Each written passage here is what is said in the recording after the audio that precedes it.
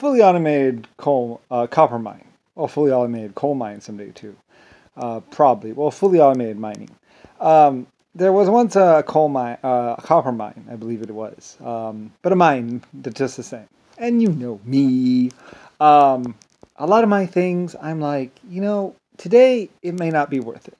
Tomorrow it's probably not going to be worth it. But someday it will be worth it. A lot of my things are like that. So I thought, that there's this copper mine, and it had basically been mined back way, way, way, way, way. And the mine that is mine. It's mine. You mean it's mine, or is it not yours? No.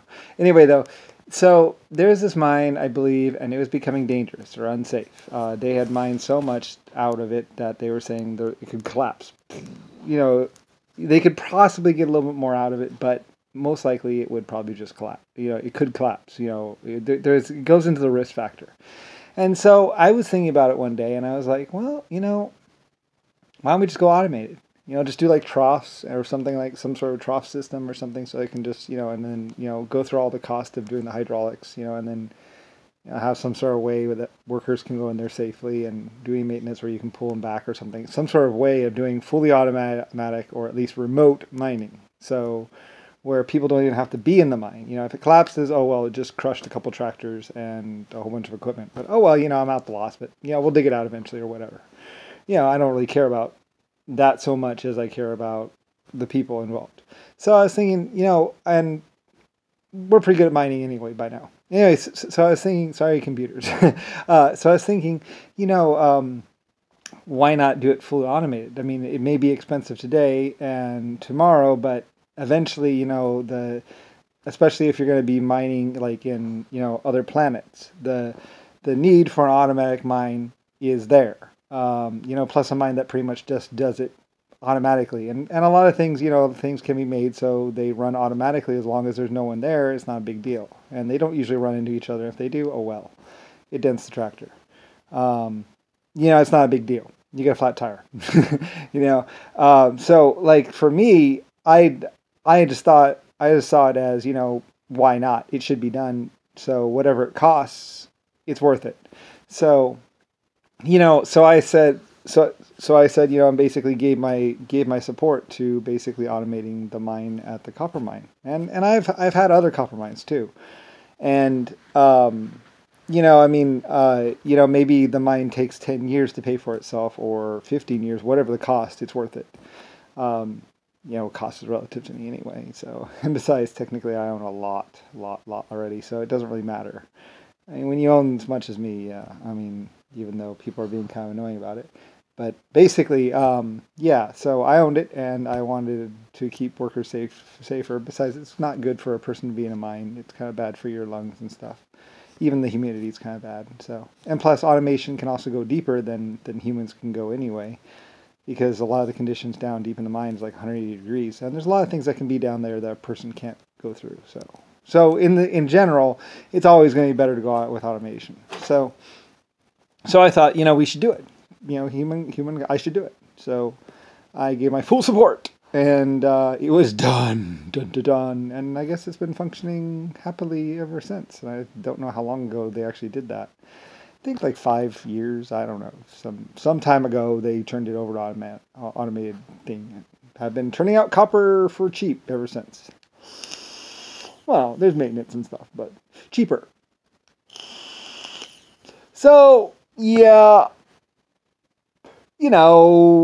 just pushing humankind forward. I mean, a lot of things, the steam trains, the diesels, the electric stuff, computers. I mean, there's a lot of things where it's like, it's going to cost me a lot of money. But, in the end, it always panned out. It always worked out, as they say. I mean, in the long run, in a 5 to 10 year sense, everything I did pretty much worked out better because when you work in like 10-year increments, it's just better. It's always better to put in the effort. So, and I always did. I was always like, okay, let's do this.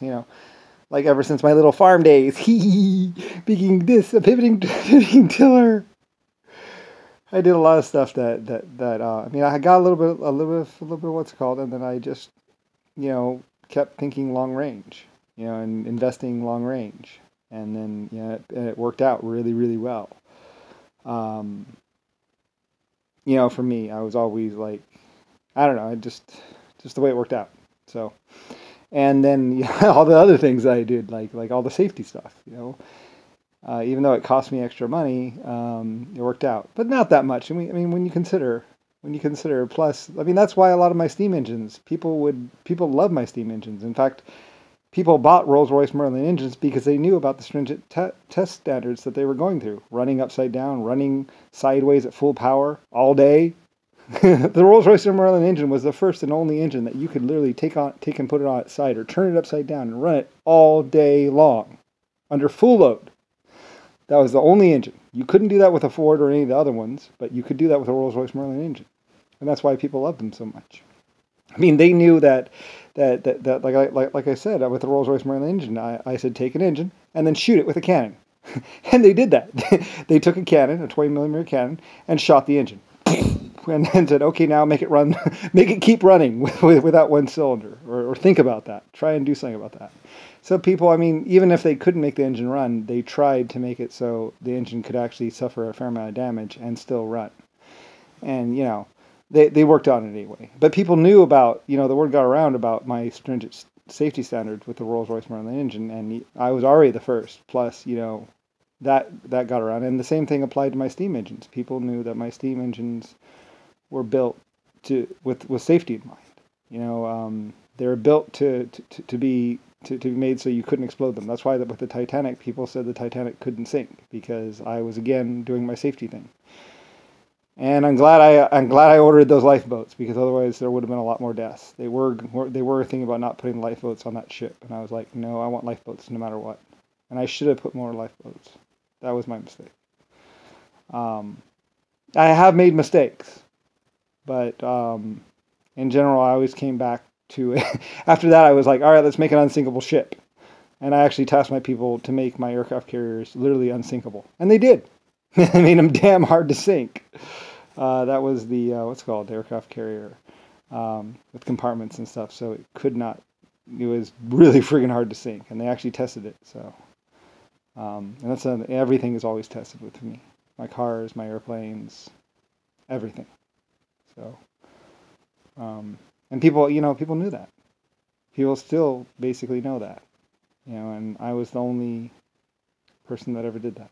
So anyway, yeah, it's like that. I don't know what to say. Just the way it is.